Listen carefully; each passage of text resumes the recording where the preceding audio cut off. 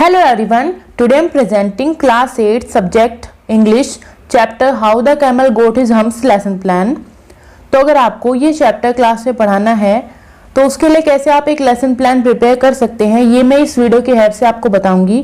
तो सबसे पहले जब भी आप लेसन प्लान बनाते हैं पहले आती है ब्लैक बोर्ड एंट्रीज, जिसमें कुछ बेसिक डिटेल आपको फिल करनी होती है, जैसे कि डेट, जिस दिन आप अपने जो लेसन प्लान है उसको डिलीवर करेंगे यहाँ पे वही डेट आएगी। फिर आपका पीरियड क्या था, ड्यूरेशन क्या थी, सब्जेक्ट, प्यूपिल टीचर नेम, अपना नाम आप लिखेंगे, क्लास, सेक्शन, टॉपिक, पोम है कि प्रोज है, जैसे प्रोज है हमारा how the camel got his hump.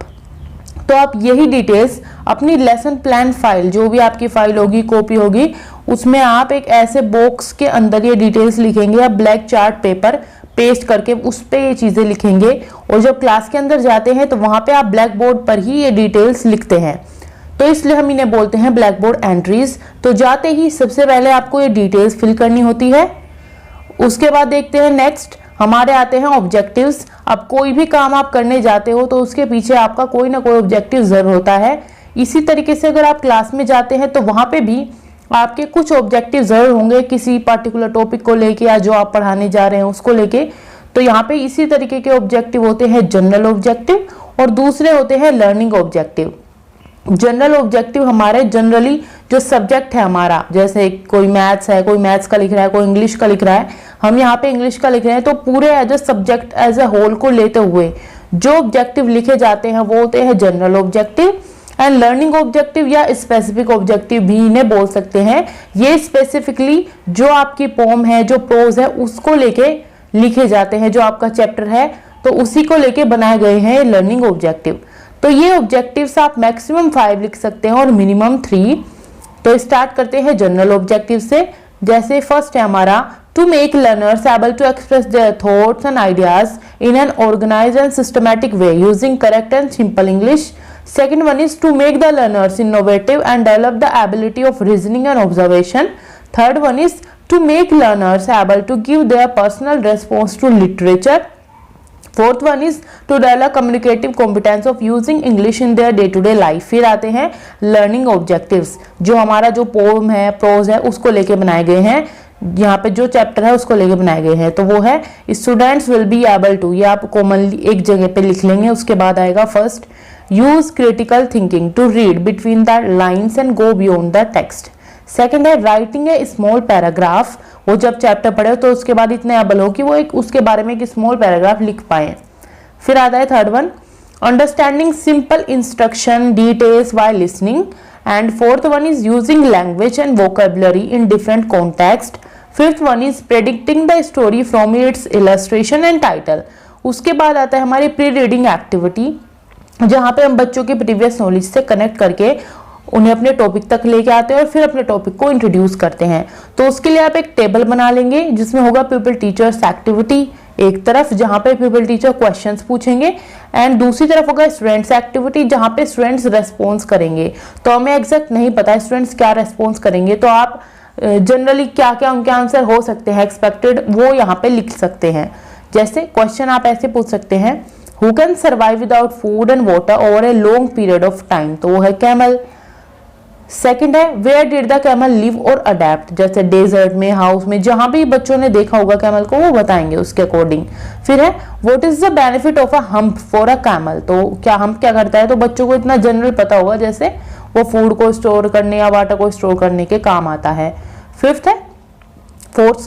Why did camel lived in the middle of the desert? तो ये प्रॉब्लमैटिक क्वेश्चन है उनके लिए, क्योंकि उन्हें नहीं पता कि कैमल डेजर्ट में क्यों रहते हैं। अब बेसिक जो उन्हें पता था वो उसका आंसर करेंगे, फिर यहीं से हम अपने टॉपिक को इंट्रोड्यूस करेंगे। फिर आएगा स्टेटमेंट ऑफ द टॉपिक, या आप लिख सकते हैं introduction of the topic. Students today we will begin with our story how the camel got his hump. फिर यहाँ से प्रेजेंटेशन पार्ट आता है जिसमें बहुत बड़ी सी टेबल बनती है। ये हमारा रियल टाइम प्लान होता है क्लास के अंदर जाने के बाद कि हम अपने टॉपिक को कैसे पढ़ाएंगे। तो इसमें क्या है, जो टेबल बनेगी एक तरफ होगा टीचिंग पॉइंट कि आप लिसनिंग करा रहे हैं, रीडिंग करा रहे हैं, वो सब यहाँ पे आएगा। फिर आएगा प्यूपिल टीचर्स एक्टिविटी, कि आप क्या क्या पीपल टीचर किस तरीके से टॉपिक को पढ़ा रहे हैं, सब कुछ जो भी पीपल टीचर क्लास में करते हैं वो यहाँ पे मेंशन होता है। फिर स्टूडेंट्स एक्टिविटी, स्टूडेंट्स का क्या रिस्पॉन्स रहता है वो यहाँ पे आएगा, वो उस टाइम पे क्या करते हैं वो सब, लर्निंग आउटकम, जो भी आउटकम निकल के आता है वो सब आप यहाँ पे मेंशन करेंगे। इसके अलावा आप टीचिंग एड का अलग कॉलम बना सकते हैं कि आपने फ्लो चार्ट्स यूज किए हैं, मॉडल यूज किया है, वो सब आप वहाँ पे मेंशन कर सकते हैं और भी चीजें इसके अंदर आ सकती है।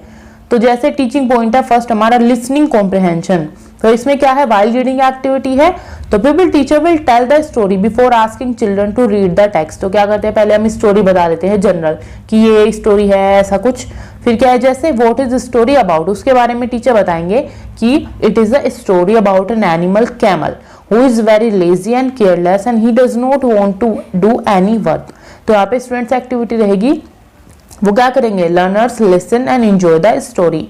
फिर लर्निंग आउटकम रहेंगे, learner will understand the story and inculcate good behaviours and habits. Bad नहीं, वो गुड बिहेवियर जो भी सीखेंगे, जो भी टीचर ने मोरल वैल्यू बताएंगे वो सब अपने अंदर इंप्लीमेंट करने की कोशिश करेंगे, इनकलकेट करेंगे अपने अंदर। फिर आएगा अलाउड रीडिंग, तो यहाँ पे क्या है, people teacher reads the prose with action, voice modulation and proper expressions, क्योंकि ये टीचर के लिए जरूरी है अपने लेसन प्लान को, अपनी लेसन डिलीवरी को इफेक्टिव बनाने के लिए।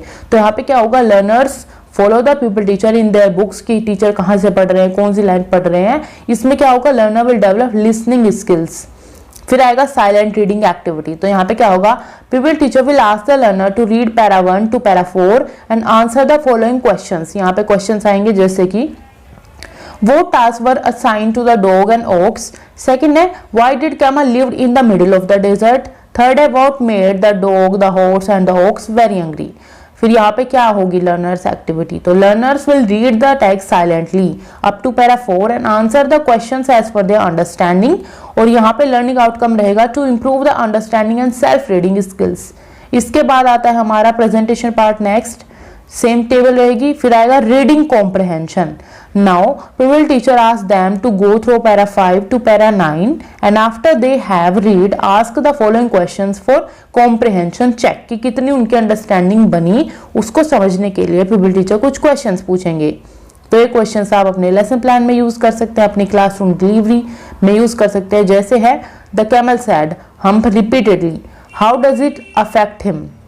सेकेंड है what according to you was the use of hump, and then pupil teacher will ask the learner to complete the summary of the story using appropriate phrases।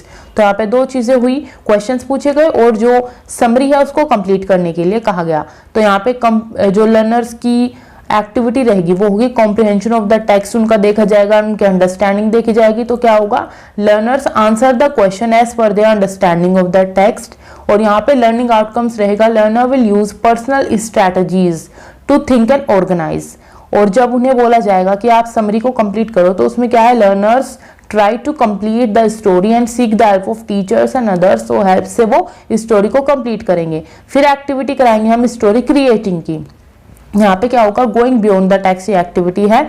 तो people teacher will show some pictures one by one and ask the learner to make an understanding regarding pictures and frame the story of this chapter. Pictures are related to the story characters and incidents of the chapter. तो इस तरह के आप कुछ pictures लेके जा सकते हैं क्लासरूम में, वो आपके एज ए टीचिंग एड भी हेल्पफुल होगी और इस तरह की एक्टिविटी भी आप इजीली करा पाएंगे।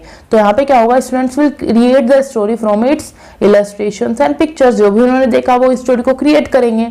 तो यहाँ पे क्या होगा, जब वो क्रिएट करेंगे तो लर्निंग आउटकम क्या निकल के आएगा, learner will learn the moral values of behaviour.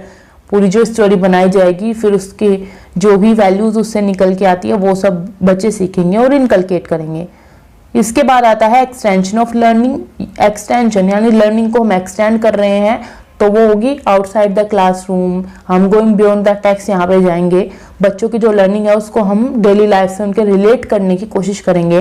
तो उसमें क्या है, आप उनको एज ए होमवर्क कोई असाइनमेंट, कोई एक्टिविटी, कुछ भी ऐसा कुछ करने को दे सकते हैं जो उनकी डेली लाइफ से रिलेट करे। जैसे कि यहाँ पे क्या है, उन्हें जनरली बताएंगे in this story the camel got a hump because when the camel says hump to the djinn is mad and says to the camel, I shouldn't say that again if I were you, but he does anyway। क्योंकि जिनको क्या है, जिनको जो भी जिन से मांगा जाता है वो उसे पूरा करते हैं।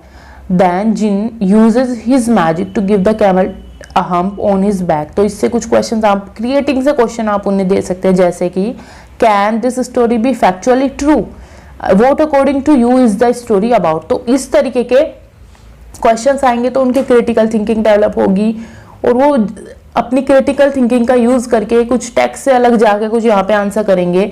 फिर क्या है, कंसीडर द फॉलोइंग, ये आप स्टेटमेंट दे सकते हैं कि how the world begin, world कैसे शुरू हुआ। सेकंड है why everyone should do his her share of work seriously.